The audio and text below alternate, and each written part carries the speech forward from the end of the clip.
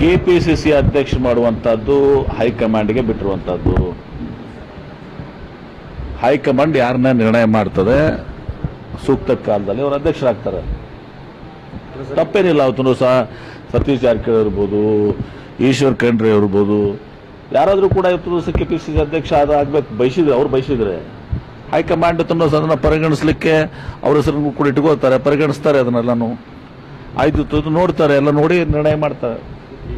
ತಪ್ಪೇನಿಲ್ಲ. ನೋಡಿ, ಸುಮ್ಮನೆ ಅದು ಪುರಾಣ ಹೇಳಿದ್ದಾರೆ ಅವರು ಶಾಸಕರು. ನನಗೆ ಪರಿಚಯನೇ ಇಲ್ಲ, ನಾನು ನೋಡಿಲ್ಲ ಅವನು. ಸುಮ್ಮನೆ ರಾಜಕೀಯ ಮಾಡುವಂಥ ಹಿಂದೆ ಇದ್ರ ಕೇಸ್ 2-3 ಕೇಸಲ್ಲಿ ಹೀಗೆ ಮಾಡಿದ್ರಲ್ಲಿ. ಜಾರ್ಜ್ ಅವ್ರ ಮೇಲೆ, ಅದು ಯಾರೂ DYSP ಇದ್ರ ಮೇಲೆ ಸುಮ್ಮನೆ ಅವ್ರನ್ನ ಬಲಿಪಶು ಮಾಡಿದರು. ಹೀಗೆ ಇದು BJP ಅವ್ರದ್ದು ಯಾವಾಗಲೂ ನಡೆದು ಬಂದ ದಾರಿ ಇದು.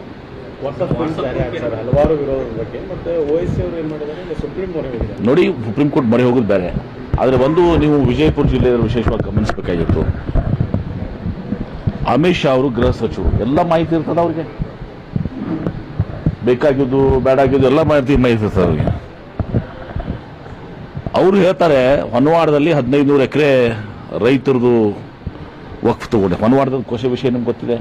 ಮಾಲ್ ಬಗಾಯ್ತು ಅಂತೇಳಿ ತಪ್ಪು ಇದು ಆಗಿದ್ದಂಥದ್ದು ಬ್ರಾಕೆಟ್ನಲ್ಲಿ. ತೇಜಸ್ವಿ ಸೂರ್ಯ ಹೇಳ್ತಾರೆ, ಮತ್ತೆ ಅಲ್ಲಿ 5 ಸ್ಟಾರ್ ಹೋಟ್ಲ್ ಕಟ್ತಾ ಇದ್ದಾರೆ. ಹೊನ್ನವಾಡದ 5 ಸ್ಟಾರ್ ಹೋಟ್ಲ್ ಆಗುತ್ತಾ?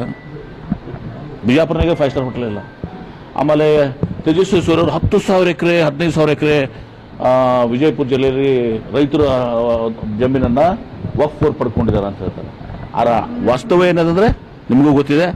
ಸುಮಾರು 12,000 ಎಕರೆ ವಿಜಯಪುರ ಜಿಲ್ಲೆಯಲ್ಲಿ ವಕ್ಫ್ನವರು ಇಂಡೀಕರಣ ಮಾಡ್ಕೊಂಡು ನೋಟೇಷನ್ ಮಾಡ್ಕೊಳ್ಳೋದು, ಎಂಟ್ರಿ ಮಾಡ್ಕೊಳ್ಳೋದು ತಮ್ಮ ಇದರಲ್ಲಿ. ಸುಮಾರು 10-12,000 ಕೋಟಿ ಲ್ಯಾಂಡ್ ಗ್ರಾಂಟ್ನಲ್ಲಿ ಇದರಲ್ಲಿ ನಾವು ಹಂಚಿದ್ದೀವಿ.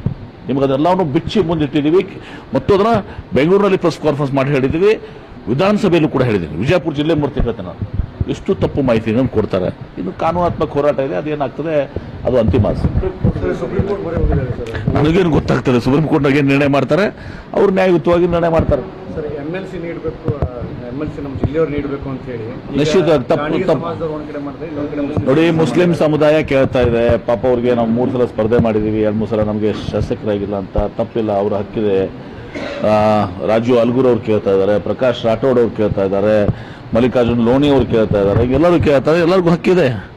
ನೋಡೋಣ, ಪಕ್ಷ ಹೈಕಮಾಂಡ್, ನಾವು ಕೂಡ ಹೈಕಮಾಂಡ್ಗೆ ಏನೆಲ್ಲ ಹೇಳಿದ್ದೀವಿ, ಯಾರು ಯಾವ ಕೋಟದಲ್ಲಿ ಫಿಟ್ಟಿಂಗ್ ಆಗ್ತದೆ. ಒಟ್ಟು ವಿಜಯಪುರ ಜಿಲ್ಲೆಗೆ ಈ ಎಲ್ಲ ಬೇಡಿಕೆಗಳು ಸಮಂಜಸಿದಾವೆ. ನಾವು ಜಿಲ್ಲೆ ಮುಸ್ಲಿಮ್ಸ್ ಎಲ್ಲಾನು ಕೂಡ ಏನು ಅಂತಂದ್ರೆ ಕಾಂಗ್ರೆಸ್ಗೆ ವೋಟ್ ನೀಡಿದ್ದೀವಿ. ಹೌದು, ನಿಶ್ಚಿತವಾಗಿ ವೋಟ್ ಕೊಟ್ಟಿದ್ದೀವಿ. ನಿಶ್ಚಿತವಾಗಿಯೂ ಕೂಡ ಅವಕಾಶ ಕೊಡಬೇಕು. ಒಂದು ಅಧ್ಯಕ್ಷನೇ ಕೊಟ್ಟರೆ ನಡೆಯಲ್ಲ. ನೋಡಿ, ಮುಸ್ಲಿಮ್ಸು ಇದು ಮಾಡಿದ್ದಾರೆ, ಅದೇ ರೀತಿ ದಲಿತರು ಪಾಪ ಇದು ಮಾಡಿದ್ದಾರೆ. ರಾಜು ಅಲ್ಗೂರ್ ಅವ್ರನ್ನ ನಾವು ಅವರೇ ಒತ್ತಾಯ ಮಾಡಿ ನಾವು ಇದಕ್ಕೆ ನಿಲ್ಲಿಸಿದ್ವಿ. ಅದೇ ರೀತಿ ಪ್ರಕಾಶ್ ರಾಠೋಡ್ ಇದ್ದಾರೆ, ಆಮೇಲೆ ಗಾಣಿಗ ಸಮುದಾಯದಿಂದ ಲೋಣಿ ಅವರಿದ್ದಾರೆ. ಎಲ್ಲರೂ ಕೂಡ ಆಕಾಂಕ್ಷಿಗಳಿದ್ದಾರೆ, ಎಲ್ಲರೂ ಕೂಡ ಸಮರ್ಥರು ಇದ್ದಾರೆ, ಸಮಂಜಸರು ಕೂಡ ಇದೆ. ಆಯ್ತದ ಬಿಡಿ, ಅದರಲ್ಲಿ ಅದನ್ನ ಹೇಳ್ತೀನಿ, ಸಮಂಜಸ ಅವಕಾಶ ಪ್ರಯತ್ನ ಮಾಡ್ತಾ ಇದ್ದೀನಿ. ನೋಡೋಣ.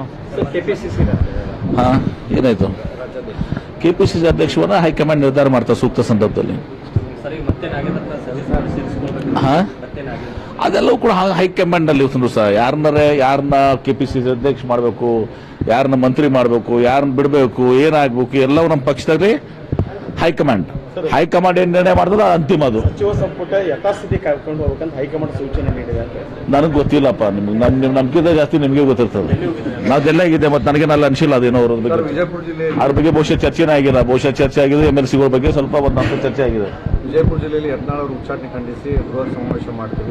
ನಮಗೇನು ಸಂಬಂಧ ಇದೆ? ಮುಂದಾಗಿದ್ದಾರೆ. ನಮಗೇನು ಸಂಬಂಧ ಇದೆ? ಅಲ್ಲ, ಎಲ್ಲೋ ಒಂದು ಮತ್ತೆ ಬಿಜೆಪಿಗೆ ಇದರಿಂದ ಲಾಭ ಆಗುತ್ತೆ, ಮತ್ತು ಕಾಂಗ್ರೆಸ್ ಇನ್ನೇಟ್ ಹಾಕ್ಲಿಕ್ಕೆ ಈ ರೀತಿಯನ್ನು ಸಮಾವೇಶ ವಿಜಯಪುರದಲ್ಲಿ ಸಮಾವೇಶ ಹಮ್ಮಿಕೊಳ್ತಾರೆ. ಯಾರ್ದು? ಒಳ್ಳೇದಲ್ಲ, ಜೋರಾಗಲ್ಲ ಸಮಾವೇಶ. ಯತ್ನಾಳ್ ಅವರು ಹೊಸ ಪಕ್ಷ ಕಟ್ಟಬೇಕು, ಅದು ಒಳ್ಳೇದದು. ಹೊಸ ಪಕ್ಷ ಕಟ್ಟು 224 ಅಭ್ಯರ್ಥಿಗಳನ್ನ ರಾಜ್ಯಾದ್ಯಂತ ಅವ್ರು ನಿಲ್ಲಿಸಬೇಕು. ಹೊಸ ಪಕ್ಷ ಕಟ್ಲಿ. ಹಿಂದೂ ಪಾರ್ಟಿ ನಮಗೆ ಅವ್ರಿಗೆ ಸಂಬಂಧ ಇಲ್ಲ. ಕಟ್ಲಿ, ಶುಭ ಹಾರೈಸ್ತೀವಿ. ಅವ್ರು ಹೊಸ ಪಕ್ಷ ಬೇಗ ಹೊಸ ಪಕ್ಷವನ್ನ ಕಟ್ಲಿ, ಹಿಂದೂ ಪಕ್ಷವನ್ನ ಕಟ್ಲಿ, ಒಳ್ಳೇದಾಗ್ಲಿ. ಎಲ್ಲ 224 ಸ್ಪರ್ಧೆ ಮಾಡಿ ಅಧಿಕಾರಕ್ಕೆ ಬರಲಿ ಪಕ್ಷ.